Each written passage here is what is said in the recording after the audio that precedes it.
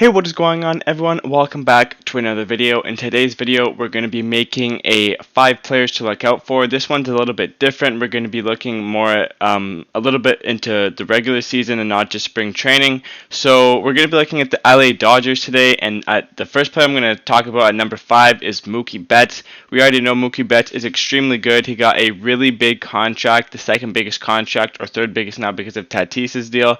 So will he be able to produce at the same form? Will he be able to stay healthy for the Dodgers this year? He's an X factor at the plate and defensively, and he's a huge part of this Dodgers team, and he just needs to stay healthy. So he's definitely going to be someone to watch out for and how well he produces.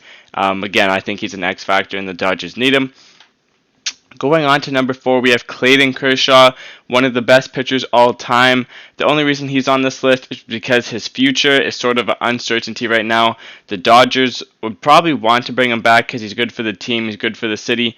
Everyone loves him in LA. So the question is, how much does he have left in his arm? He's not very old, so I think he still has a lot. But if the Dodgers don't extend him, maybe he'd have to take a little bit less of a paycheck because the Dodgers have some other moves they need to make, like Seager, and extend some other key players like that.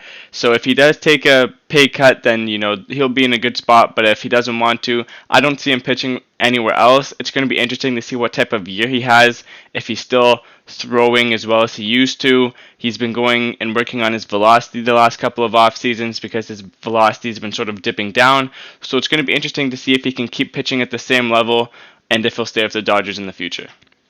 Going on to Corey Seager. Corey Seager is definitely someone to look out for in the regular season. Spring training, it doesn't really matter for him. He's already going to make the team. I don't know if he'll play even that much. But in the regular season, Corey Seager is going to be a free agent at the end of this year. He is going to be playing for a massive contract. He already has all the attributes to get a multi-$100 million contract. And this year, if he wins an MVP or something, he's going to be playing very hard to get a huge contract. We're talking $300 up to $400 million. I don't know if he's the best shortstop. The market is very deep for shortstops next year, but he's one of the best, especially offensively. And if guys like Lindor or Story extend with the teams that they're on now, Seager won't have as much competition, and teams will get into a bidding war. So he's going to try to produce at the max level possible to get the biggest contract possible, and I think he will. I do think he will extend with the Dodgers, maybe after the season. He's in the prime of his career. I could see him extending up to 10 years, but it's going to be interesting to see. Let me know who you think is going to extend long term with the Dodgers. Gavin Lux at number 2. Gavin Lux is one of the top prospects for the Dodgers organization. He's a second baseman. He has a lot of upside. There's so much hype around him. And second base is really the only position on the Dodgers that's not really up for grabs because they can fill it quite easily, but it's one of those positions that Lux can make as a starter. At shortstop, there's Seager. At third base, there's Turner. I don't see him playing first base even with Muncy there, so he could definitely fit into the role of the second baseman. It's whether or not he can, hit very well, if he can play defense very well, if he has a couple of years off of development. It's going to be interesting to see. Again, it's not a make or break year. He's still very young, and he still has a lot of learning to do, but, you don't want him to be a bust. There's so much hype around him, and I think he will end up being a very good player with the right development. But it's going to be interesting to see if he starts this year in AAA or with the team, and if he'll be able to compete at a level that he's supposed to. And then at number 1, we have Trevor Bauer, $40 million man, $45 million in the second year if he exercises his player option.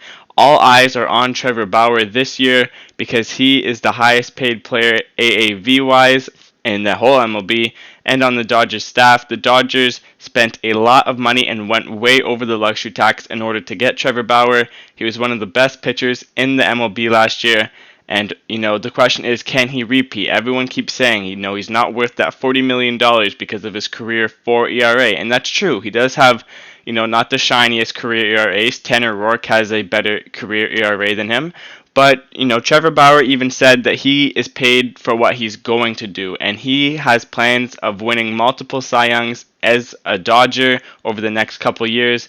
And, hopefully he can do that because he's going to be a big piece of the team. You just think about that rotation. If you go into a 3-game series with the Dodgers, or if you go into the playoffs in the first 3 games, you have to face Buehler, Bauer, and Kershaw. it's going to be extremely difficult. He's going to be a big part of that team, and hopefully he can repeat his Cy Young year. He's going to have to earn it because, being the highest paid player in the MLB AAV wise, there's lots of he has to perform at a new level. He has to perform at a level that, a $40 million level. You know what I'm saying? So definitely all eyes are going to be on him. It's going to be interesting to see if he can repeat. This was my list. Just to recap, we have Trevor Bauer at number 1, Gavin Lux at number 2, Corey Seager at number 3, Clayton Kershaw at number 4, and Mookie Betts at number 5. There were some other players, who are going to be competing for some contracts and, competing for better seasons. But overall, I think these were the top 5 players to look out for in preseason and or spring training, and the regular season as well. Let me know what you think about my list in the comments. Thank you guys for watching. Don't forget to like and subscribe. See you guys in the next one.